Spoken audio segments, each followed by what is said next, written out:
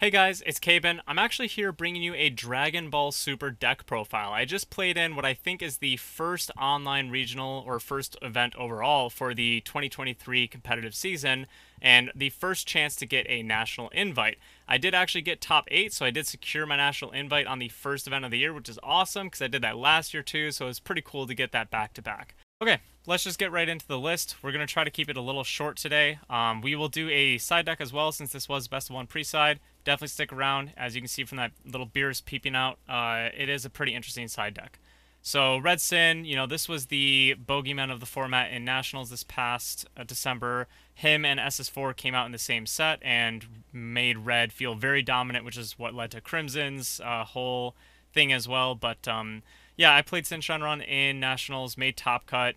Pretty much didn't lose any mirror matches because I just ran a very aggro list, no unisons, and we're keeping that kind of aggro today, which is 100% what led to my success in today's top 8.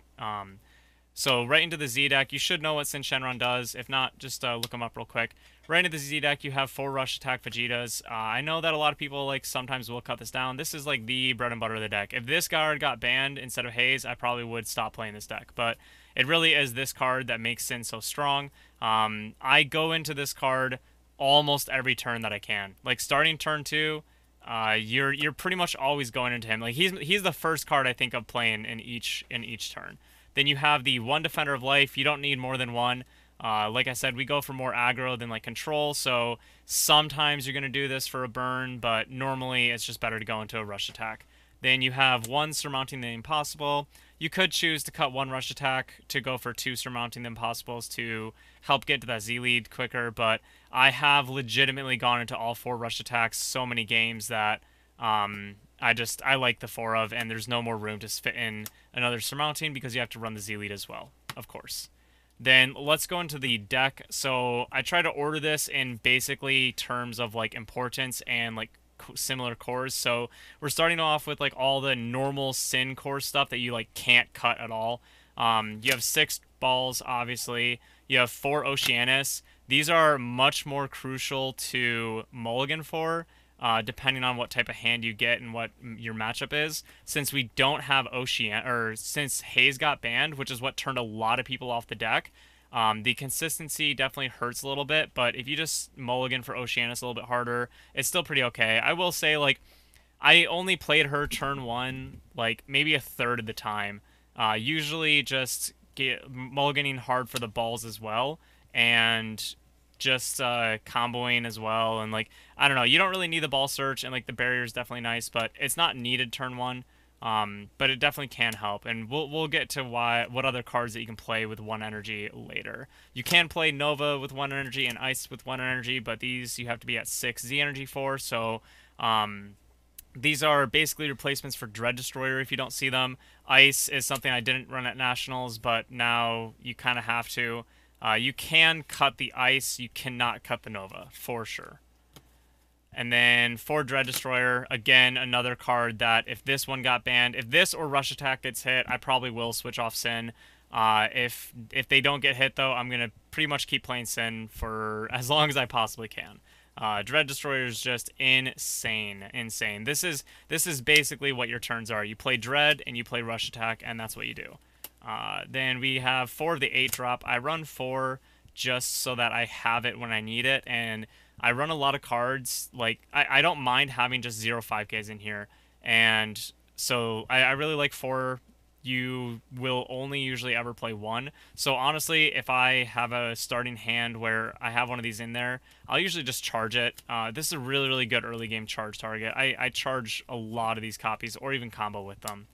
And then you have 3 Rage Shenron. Because we are so aggro, the free negates are really important. So I only ran 2 at Nationals, but I think with this type of list, it's even kind of more aggro in a way, honestly. And you just need the rages. The card is crazy, and every time I had one in hand, I was pretty much grateful this turn. And then we get into my favorite part of playing aggro in DBS is the crazy amount of combo power with Deluge and the whole Zenkai mechanic now. Or with the Zenkai mechanic, Deluge gets so much better, and so just running 8 essentially super combos. Obviously, this isn't drawing you a card, but I will very often like swing Oceanus, use the Luge to go to 19k on an opponent's 10k leader because they're probably not awakened yet, and they'll almost certainly always take that, and then you charge it, and it's going to give you your rush attack fodder. So it's just crazy, and obviously you can use it later in the game as well to close out a win. And then that's like pretty much everything that I wouldn't say like you can cut any of this besides maybe the ices. Everything else, I think the ratios are perfect, and like everything has its place, and that's obviously a good majority of the deck. Then we start to get into kind of like the techs and basically what makes this deck actually aggro. So I run 4 SYN Cabas in here, and I had Intensifying Power Trunks at first because I was like, okay, well, Haze is gone, but maybe I could just play something that will help get a crit here and there. But I actually did like Kaba better.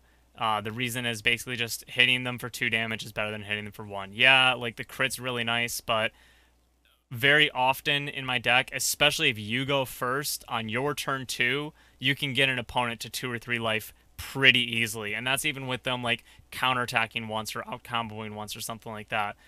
Just because you're putting so much pressure on them, they might do like 4 card combos with like 8 or 9 card hands and stuff. Like it's pretty ridiculous that the resource deprivation you can do even without crit, because just purely because you're doing that much pressure. I would say I am considering cutting the 2 ices for 2 more Intensifying Power Trunks, just or not 2 more, but for 2 Intensifying Power Trunks, because the crit is still good, and because you don't like do the Haze or the Oceanus play as often anymore to like get to 6 Dragon Balls or cracked Dragon Balls, playing a card that doesn't need 6 Z energy like the Novas and stuff, this is your fantastic turn 1 play. You play this, you swing, they're probably not going to be able to negate because it's so early in the game, and then it gives you a chance to charge Z energy so you can get to your awakened state or to your rush attack Vegeta just much easier. So crucial part of the deck, and I would even consider putting in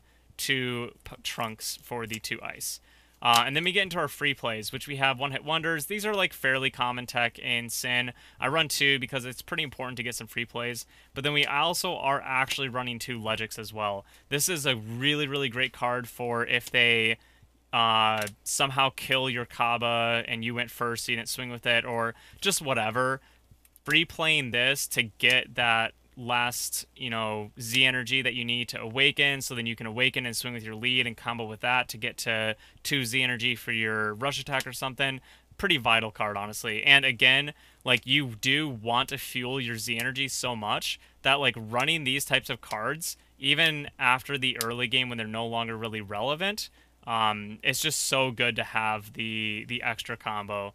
And we have 1 Death Ball. Honestly, I'd kind of consider cutting this. It helped a lot in Nat's format. It felt pretty weak today just because I feel like more than ever you're just trying to do rush attack and dread with every single energy you have and like really putting the gas to the pedal. So having an uncounterable card that you usually don't have the mana up for just kind of felt bad. I'd also consider cutting this to maybe honestly go for the 3rd Intensifying Power Trucks. Maybe try to squeeze a playset in because it really could be that good. We do 2 Dragon Thunders. This could be another cut too to go to 3. I definitely see the argument for 3 Dragon Thunders. I just don't like when I run 3 and I start having them in my hand early game. You definitely run into like charging problems with SYN. It's in the first couple of turns especially, but even turns like even throughout the whole game, there's just not a lot of cards in your hand that you want to charge. Like everything usually has a purpose outside of like these cards, but even these you probably want to play them. So I just don't like running too many cards that I can't charge, and that's kind of why I'm like okay with the Death Ball sometimes, because I'll just charge it if I feel like I'll be able to always curve out and not need like the extra energy for that. The last defenses that we run, again, this is pretty much all gas, no brakes. The only real defenses we have is the Dragon Thunder, kind of the Death Ball, but honestly you're using that to close out a game more than anything. And then the Rage Shenrons. That's it, dude. There's not much breaks, or there's not much defense. But yeah, 3 tests in the up. I mean, it is what it is. Helps you get down to your Z leader as well. And then the Secret of Choice, you absolutely have to play Vegeta. People that are doing Radiant Saiyans or any other secret rares, like, it's just the wrong call. Using 2 for Radiant Saiyans, yeah, it's really strong, but using that too to play a rush attack, I can't state how good rush attack is. Like, I would much rather play that rush attack for 2 than use a secret rare that I'm playing for 2, because yeah, the secret rare is technically stronger, but if you do that, then you don't have that last life closeout, because again, you can get your opponent down to 2 or 3 life so easily if you go first, like on your turn 2, and then that means that every turn after that, they're one double hit away from either losing the game or being put in that really scary one drop radius where like this game just closes it out so often. I can't imagine not playing that card. And then yeah, let's get into the side deck. So the side deck was pretty spicy. We have 3 Broly Crown for obviously like the blue matchups. Blue's super relevant right now. Crimson's still a rough matchup. Gamma's still kind of a rough matchup. And just, you know, those other blue decks are just going to drop a bunch of negates on you. So Broly Crown's just like really fantastic, especially against the Gohan Floodgate. You know, you drop a Broly Crown, you get something out of their hand. Even if you're already under the Gohan Floodgate from their turn, then you play this, and then you just bottom deck it to swing with one of your Triple Striker 35Ks or whatever. You know, like, it's a really, really good card to have in the sideboard. Obviously, every SYN player is running those on their side. And then, literally, the rest of the side is basically a core engine swap. So we have 3 Checklins. I would consider maybe just changing these all to the Seadras. I just, frankly, only had 1 Seadra, and these are still pretty good as well. These are all essentially just Checklins. And then you have 1 Dragon Thunder to help with the yellow count, because you're also going to run 2 Almighty Resistance. So when I swap in the yellow package, if I have space, I will also, like, this is the last card of the yellow package that I put in, just to have a higher yellow card count. Also, depending on the matchup, Beerus Balls, like, I'll run these against Gamma, for example, because you can take your own life with the Cabas and get down to 4 life a little easier than normal, which is another reason to run the Cabas in the trunks. And then if you have a Checkland, you can just Beerus Ball for free when they try to do one of their flood negates, which is just crazy. So this doesn't come in every time that I do the yellow engine switch around, but usually it will. And then we also have the Beerus TPs, because honestly, these cards are really cracked. There was a Gamma matchup today where I got them down to 1 life, and I was essentially just playing the defense game, because since I knew I had the secret rare, I was just like, okay, I can just sit here and defend and just wait to draw the secret rare and auto win the game. So these came super in clutch, because every turn I would just leave 1 mana up, do a super combo to get out of an attack, play this, and because he's only at 1 life, he can't crit 1. This has offering, so it let me draw 2. So I would super combo, get 10k power, draw a card, play this, draw 2 more cards, and I have 3 brand new cards in hand, and like kind of a threat for next turn too, because the 15k body is still a 15k body, and he can lock down your opponent's cards to not make them attack as well. So this is pretty much like the whole like core that you can swap into. I did do that at least once today, I think maybe twice, where I sided in like 13 cards, because one of the Gamma matchups I sided in even the Broly Crons as well, because Broly Cron's really good in that matchup. I think I kept Dragon Thunder, like one of the Checklins and one of the Beeruses in the side or something like that.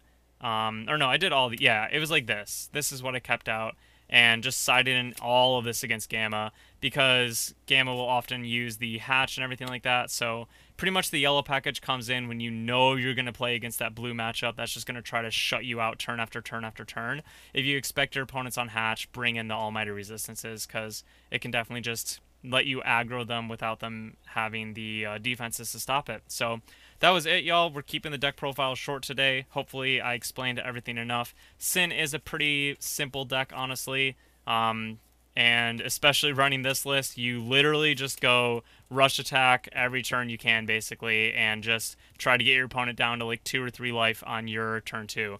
If you go second, it's going to be a little bit more rough in every matchup. When you go first, some matchups are honestly just almost auto wins, especially with how much aggro you have in the deck. But you can still win going second. I only won maybe like half the dice rolls today. We'll have some more One Piece content for you guys soon. We have a new rules video going up that has some really fantastic to know rules, like stuff that can absolutely make a game a win or a loss. So definitely make sure to check that out. We'll have DBS content here and there, but it's going to be mainly One Piece, as most of our team is having One Piece as their main focus of the game, even including me. I've been spending all my practice on One Piece. Haven't really played DBS at all since Nat, so that even made today's victory like even sweeter, because I really didn't expect to top.